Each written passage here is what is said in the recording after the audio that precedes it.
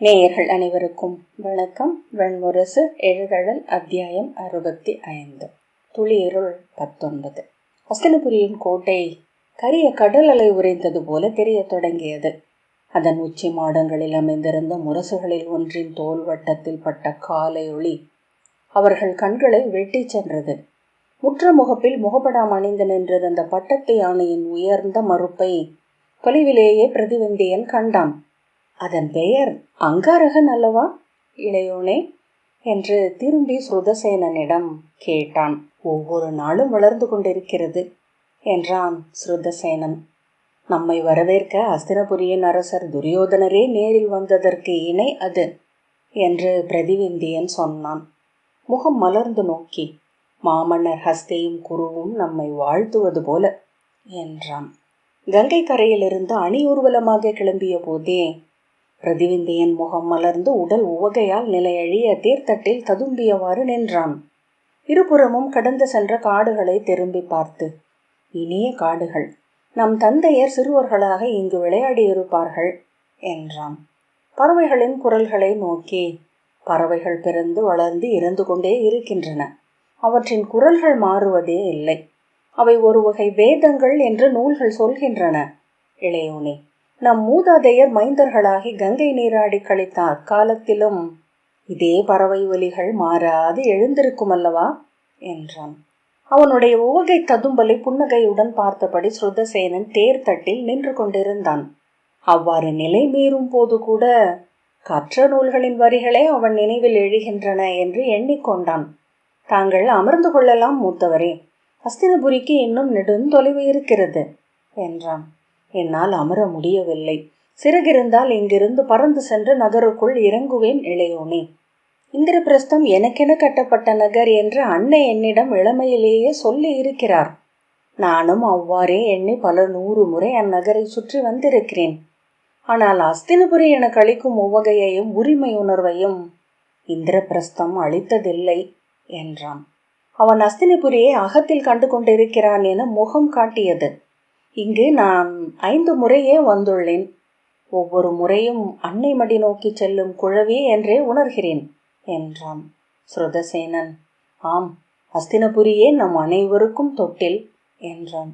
எதன் பொருட்டு இந்த பூசல்? இந்நகரை வென்று அடையத்தான் வேண்டுமா? இதில் இப்படி முறைமைப்படி நுழையும் உரிமைக்கு அப்பால் என்ன வேண்டும் என்றான் பிரதிவிந்தியன். நுழைய ஒப்புதல் இல்லை என்றாலும் தான் என்ன? என்னுள் வாழும் இத்தொல்நகர் எப்போதேனும் அழியுமா என்ன? ஸ்ருதசேனன் புன்னகைத்தான். யுயுத்சுவும் லட்சுமணனும் உபகௌரவர்களும் புறவிகளில் முன்னால் சென்றனர். அவர்களின் தேர் தொடர்ந்தது. அதற்கு பின்னால் சேடியரும் சூதர்களும் இருந்த தேர்கள் வந்தன. சௌனகரும் தௌமியரும் கருணரும் தனித்தனி மூடுதிரை தேர்களில் தொடர்ந்து வந்தனர். பிரதிவிந்தியன், இந்த மன நிகழ்வு என்பது மேலும் உவகையூட்டுகிறது.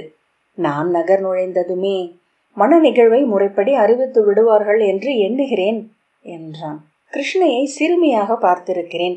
கருமுத்து போன்றிருப்பாள். அவள் நம் அன்னையின் சிற்றுரு என்று சூதர்கள் பாடியிருக்கிறார்கள். அன்னையின் பெயரே அவளுக்கும். அன்னையை போலவே கனவு நிறைந்த நீண்ட விழிகள் கொண்டவள். சென்ற முறை பார்த்தபோது அவள் குழல் இடைவரை வளர்ந்திருந்தது.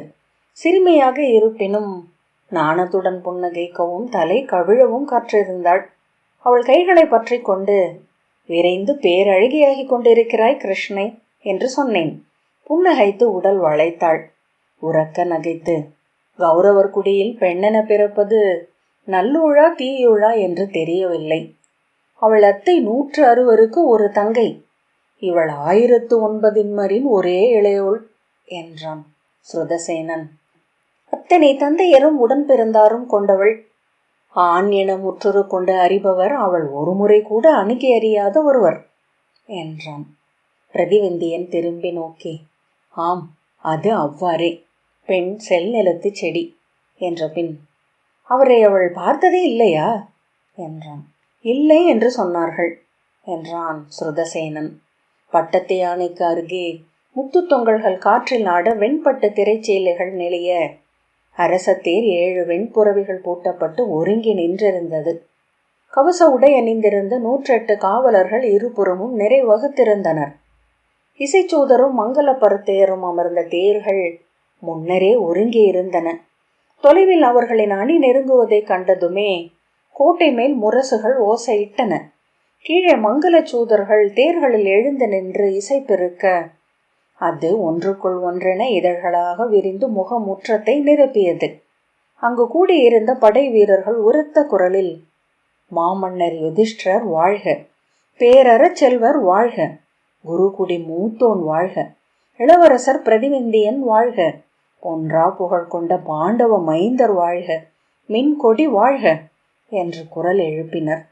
பிரதிவிந்தியன் தேர் தட்டில் கை கூப்பி நிற்க முகமுற்றத்தை அடைந்து சற்றே வளைந்து தேர் நின்றது.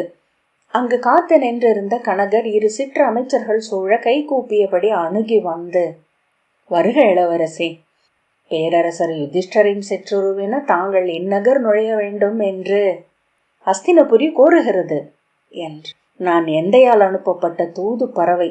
அவர் சொல் என்னிடம் உள்ளதனால் நான் அவரும் ஆவேன் என்றான் பிரதிவிந்தியன்.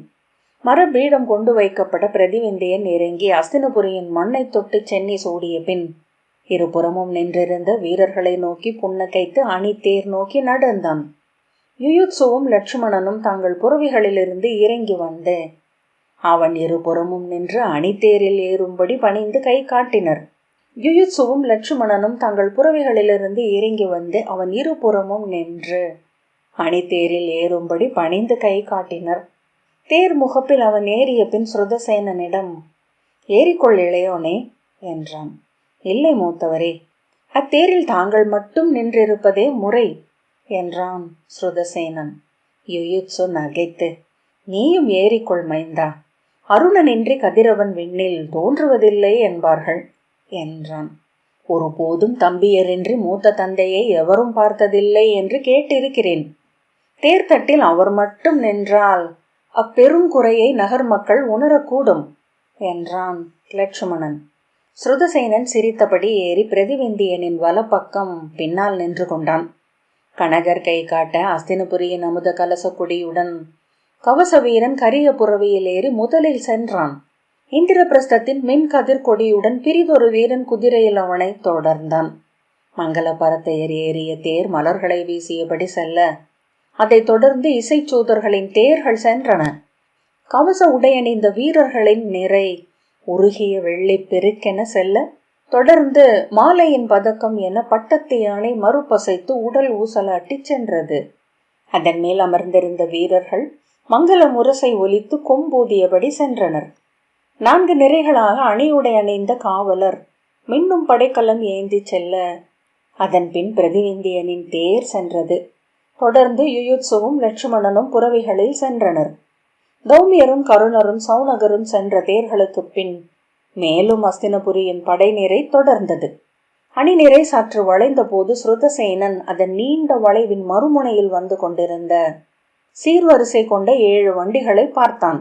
பொன் இருந்த வண்டியில் குபேரனின் கொடியும் மங்கள பொருட்கள் இருந்த வண்டிகளில் கங்கையின் கொடியும் பறந்தன. அவர்களின் அணிவரிசை நகருக்குள் நுழைந்ததும் உள்முற்றத்தில் தலைகளும் உடல்களும் என செறிந்திருந்த அஸ்தினபுரியின் நகர் மக்களிடமிருந்து வாழ்த்தொலி எழுந்து கோட்டை சுவர்கள் நடுக்குற்றன. அறம் மீழ்க, பேரறத்தான் நகர் மீழ்க, என்று முல குரு வழி வெல்க, மின் கதிர்கொடி எழுக, ஐவருக்கும் முதல்வன் நகரை அணி செய்க, யுதிஷ்டர் வெல்க, பிரதிவிந்தியன் வெல்க என்று வாழ்த்தி கூச்சலிட்டனர். களிவெறி கொண்ட மக்கள் இருபுறமும் தங்கள் மேலாடைகளையும் தலைப்பாகைகளையும் தூக்கி காற்றில் வீசி கைவிரித்து குதித்து பித்து கொண்டாடினர். புடைத்த நரம்புகளுடன் தொண்டைகள் அதிர்ந்தன. பிதுங்கிய விழிகளும் விரிந்த பற்களுமாக முகங்கள் ஒவ்வொன்றும் தெய்வம் கொண்டிருந்தன. தேர்தட்டில் நின்ற பிரதிவிந்தியன் முதலில் பேருவகையுடன் கொந்தளித்த முகங்களை பார்த்தான். பின்னர் அவன் கை கால்கள் நடுங்கத் தொடங்கின. இளையோனே, ஒவ்வொருவரும் வெறி கொண்டிருக்கிறார்கள் என்றான். ஆம் மூத்தவரே, அவர்கள் நம் தந்தையை பார்க்கிறார்கள் என்றான் ஸ்ருதசேனன். இந்த உணர்வெழுச்சியை என்னால் தாழ இயலவில்லை. இதற்கு இலக்காகும் அளவுக்கு நான் பெரியவன் அல்ல என்றான். இது நாம் கொள்ளும் ஓர் அவை நடிப்பு. இங்கு நீங்கள் பிரிதொருவர் என தோன்றுகிறீர்கள். அவ்வாறே நின்றிருங்கள் என்றான் ஸ்ருதசேனன். என்னால் இயலவில்லை. தன் ஆத்மாவில் ஒரு துளியையாவது அளிக்காமல் எவரும் நடிக்க இயலாது. இத்தனை உள்ளங்கள் என்னும் அப்பேரறத்தானாக என்னை எண்ணுவதே பதற வைக்கிறது. நான் எளியவன், சிறுமைகளும் ஐயங்களும் விளைவுகளும் கொண்டவன் என்றான் பிரதிவிந்தியன். மூத்தவரே, தங்கள் முகம் துயர் கொண்டிருக்கிறது, அது மலர்ந்திருக்கட்டும் என்று ஸ்ருதசேனன் சொன்னான். பிரதிவிந்தியன், அத்தனை பேராலும் வணங்கப்படும் தெய்வமென நின்றிருத்தல் மானுடருக்கு இயல்வதல்ல. ஆகவேதான் கருவறைகளில் கல்லை வைக்கிறார்கள் என்றான். தேர்தட்டை பற்றிய கைகள் நடுங்க. இளையவனே, நான் விழுந்து விடுவேன். அவன் உடல் வியர்வையில் பளபளத்தது. அமருங்கள் என்றான் ஸ்ருதசேனன். பிரதிவிந்தியன் தலை சுழன்ற தடுமாற்றத்துடன் பீடத்தில் அமர்ந்தான். தெருக்கள் எங்கும் சூழ்ந்து நின்ற பெண்கள் கை நீட்டி கதறி அழுதனர். நெஞ்சில் அறைந்து கூச்சலிட்டனர். நிலத்தில் அமர்ந்து மண்ணை அறைந்தும் அம்மண்ணை அள்ளி தாங்கள் நெற்றியில் அணிந்தும் விழி பெருக்கினர். உப்பரிகைகளில், திண்ணைகளில், காவல் மாடங்களின் விளிம்புகளில் எங்கும் தங்களை மறந்து கதறி கூவி கழுழ்ந்து கொப்பளிக்கும் மானுடர்.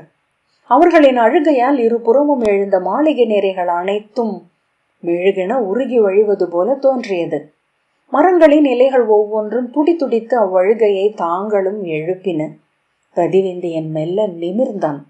பின்னர் எழுந்து இரு கைகளையும் கூப்பியபடி சிலை போல நின்றிருந்தான். அஸ்தினபுரியின் உள்கோட்டை முகப்பில் அவர்கள் அணிநிறையை கண்டதும் முரசொலிகள் எழுந்தன. அணுகிவிட்டோம் என்றான் ஸ்ருதசேனன். மெல்ல உடல் தளர்ந்து பிரதிவிந்தியன் திரும்பி, இளையோனே, இப்போது அறிந்தேன், இங்கு நின்றிருத்தல் மிக எளிது என்றான். ஸ்ருதசேனன் அவனை நோக்க, அவர்களால் வணங்கப்படுபவன் என்று எண்ணுகையில் நம் கால் தளர்கிறது. ஆனால் இங்கு சூழ்ந்து கை கூப்பி கண்ணீர் விடும் இம்மானுட பெருக்கு ஒரு பெரும் தெய்வம் என்றும், அதன் முன் கை கூப்பி நின்றிருக்கும் எளிய அடியவன் மட்டுமே நான் என்றும் எண்ணும் போது நம் அகம் நிறைவு கொள்கிறது. நம்மை காக்கவும் வழி நடத்தவும் தெய்வம் ஒன்று இதோ ஓங்கி நிற்கிறது என்று உணர்கையில் எழும் நம்பிக்கையும் நிறைவும் நம்மை ஆற்றல் கொண்டவர்களாக்குகிறது என்று பிரதிவிந்தியன் சொன்னான். இவர்கள் உருகி அழுவது என்னையோ எந்தையோ எண்ணி அல்ல என்று அவன் தொடர்ந்தான். அறமென இவர்கள் நம்பும் ஒன்றை மானுட உருவென ஆக்கி எங்களுக்கு அளிக்கிறார்கள். அது இத்தருணத்தில் நான், நேற்று என் தந்தை, முன்னாளில் யயாதி, பரதன், ஜனகன், ராகவராமன். இளையோனே, நாளை பிரிதொருவர். என்றும் இம்மண்ணில் எவரோ அவ்வுரு கொண்டிருப்பர். தான் கொண்டிருக்கும் அவ்வுரு உருவற்று இங்கு நின்று ஆளும் மாறா நெறி ஒன்றின் மாற்றுருவே என்று அவன் உணர்ந்தான் என்றால் அடியவனாவான். அப்பணிவால் நிகரற்ற ஆற்றல் பெற்றவனாவான். அவர்களின் தேர் அஸ்தினபுரியின் அரண்மனைக்குள் சென்று முகப்பு முற்றத்தில் நின்றது. அங்கு விதுரர் அவர்களுக்காக காத்திருந்தார். அஸ்தினபுரியின் மங்கள இசை சூதரும் தாளமேந்திய சேடியரும் சூழ நின்றனர். தேரிலிருந்து இறங்கிய பிரதிவிந்தியன் சென்று அவர் காலடியை வணங்கினான். வாழ்த்து சொற்களை ஓசையின்றி முணுமுணுத்தபடி கண்களில் நீர்வழி அவனை அள்ளி தன் நெஞ்சோடு அணைத்து கொண்டார் விதுரர். தன்னை வணங்கிய ஸ்ருதசேனனை பிரிதொரு கையால் தோளோடு அணைத்து கொண்டார். மங்கள இசையும் குரவையொலியும் எழ 7 வைதீகர்கள் முன்னால் வந்து நீர் தெளித்து அவர்களை வாழ்த்தி வரவேற்றனர். சவுனகரை நோக்கி விதுரர் இரு கைகளையும் நீட்ட சவுனகர் கண்ணீருடன் பாய்ந்து சென்று அவரை அணைத்து கொண்டார். அவர்கள் மேலும் மேலும் தழுவி இறுக்கி கொண்டனர். பெரும் மூச்சுக்களும் கண்ணீருமாக மெல்ல தளர்ந்ததும் தௌமியரை நோக்கி கை கூப்பி, மீண்டும் இந்நகரில் நாங்கள் ஆற்றிய வேள்வி பயன் அனைத்தும் நகர் புகுந்திருக்கிறது தௌமியரே. விதுரர். தௌமியர் புன்னகையுடன், இந்நகரிலிருந்து என்றும் நான் விலகியதே இல்லை என்று உணர்கிறேன் அமைச்சரே. சவுனகர். நுழைந்த முதற்கணம் நான் அதையே உணர்ந்தேன். இந்நகரை செல்லும் இடங்களில் எல்லாம் நடித்து கொண்டிருந்திருக்கிறேன். இங்குதான் வாழ்கிறேன். உங்கள் சொற்கள் இங்கு எப்போதும் ஒலித்து கொண்டிருக்கின்றன அமைச்சரே என்றார் விதுரர். ஒவ்வொரு முறையும் அரசு சொல்கையில் கேளா ஒலியாக உங்கள் எண்ணத்தையும் நான் உணர்வதுண்டு. உங்கள் சொல்லில் முளைத்த ஒரு சிற்றமைச்சர் நீங்கள் சொல்லக்கூடிய ஒன்றை அவை உரைப்பதும் வழக்கம். உங்கள் மூதாதையரால் வழி நடத்தப்பட்டது இவ்வரண்மனை. இக்குடி வழி இருக்கும் வரை உங்கள் குடிகளும் குடித்தொடரும் உடன் இருக்கும். சவுனகர். அந்தனர் தெருவுக்கு சென்று அங்குள்ள என் சிற்றில்லத்தின் மண் திண்ணையில் அமர வேண்டும். உண்மையில் அஸ்தினபுரிக்கு தூது செல்ல வேண்டும் என்று அரசர் சொன்ன போது என் உள்ளத்தில் எழுந்ததே எனது அச்சிற்றில்லம்தான். தௌமியர். எனக்கென்று அமைக்கப்பட்ட தவக்குடில் இந்நகரின் மேற்கு எல்லையில் உள்ளது. அங்கு என் மாணவர் 7 இப்போதும் உள்ளனர். இன்றிரவு நான் அவர்களுடன் அமர வேண்டும். அரண்மனைக்கு வருக சான்றோரே என்று அவர்களை விதுரர் அழைத்துச் சென்றார். விதுரர், நேராகவே நாம் அவைக்கு செல்கிறோம் இளவரசே என்றார். அங்கு தங்களுக்காக அரசரும் பேரரசரும் பிதாமகரும் ஆசிரியர்களும் காத்திருக்கிறார்கள். வருக என தோள் பற்றி அழைத்துச் சென்றார். யுயுத்சுவும் லட்சுமணனும் அவர்களை தொடர்ந்தனர். அஸ்தினபுரியின் அவை கூடத்தை அவர்கள் நெருங்குகையில் அங்கு நின்றிருந்த இசைச்சூதர் இசை எழுப்பினர். வீரர்கள் சேர்ந்த முழக்கமாக வாழ்த்தொலி எழுப்பினர். பிரதிவிந்தியனை அணைத்து அழைத்து சென்ற விதுரர், வருக இளவரசி, இது தங்கள் அவை கூடம் என்று உள்ளே செல்ல கை காட்டினார். பிரதிவிந்தியன் திரும்பி ஸ்ருதசேனனை பார்த்த பின் கண்மூடி ஒரு கணம் வேண்டிக் கொண்டு உணர்வெழுச்சியால் அழுவது போல மாறிவிட்ட முகத்துடன் கை கூப்பியபடி அவைக்குள் நுழைந்தான். அவனுக்கு வலப்பக்கம் ஸ்ருதசேனனும் இடப்பக்கம் லட்சுமணனும் நடந்தனர். அவர்களுக்கு பின்னால் விதுரரும் யுயுத்சுவும் செல்ல தொடர்ந்து தௌமியரும் கருணரும் சௌனகரும் சென்றனர். பிரதிவிந்தியன் அவை நுழைந்ததும் பீடங்களில் அமர்ந்திருந்த குடிகளும் படையினரும் வணிகரும் ஒற்றையல என எழுந்து அவனை வணங்கினர். அறச்செல்வர் அவை புகுக, யுதிஷ்டர் வாழ்க, குருகுலத்து மைந்தர் பிரதிவிந்தியன் வாழ்க என்று வாழ்த்தொலிகள் எழுந்தன. அவையிலும் பலர் விழிநீர் வழிய விம்மி கொண்டிருந்தனர். கை கூப்பியபடி அவை நடுவே வந்து மும்முறை தலை வணங்கிய பிரதிவிந்தியன் பீஷ்மரை அணுகி 8 உறுப்புகளும் நிலம் தொட விழுந்து வணங்கினான். அவர் குனிந்து அவன் தலையை மெல்ல தொட்டார். பிரதிவிந்தியன் எழுந்து, தங்களை பணியும் பேறு பெற்றேன் பிதாமகரே என்றான். அவருடைய ஒரு கண் சற்று கீழிறங்கி அதில் மட்டும் நீர் நிறைந்திருந்தது. மேலும் மெலிந்து மேலும் உயரம் கொண்டது போல் தோன்றினார். முகத்தில் மாறாத துயர் ஒன்று தங்கியிருப்பது போல் இருந்தது. தாடியிலும் குழலிலும் மயிர் பெருமளவு உதிர்ந்து கண்கள் பழுத்து கீழிமை தசைகள் வளையங்களாக தொய்ந்து வாய் முழுமையாக உள்ளடங்கி கழுத்தும் தோள்களும் வற்றி தொன்மையான ஓவியங்களில் தெரியும் அருந்தவத்தில் உடல் உருகிய முனிவர் போல் இருந்தார். ஸ்ருதசேனன் வணங்கிய போதும் அவர் விழிகள் எவ்வுணர்ச்சியும் காட்டவில்லை.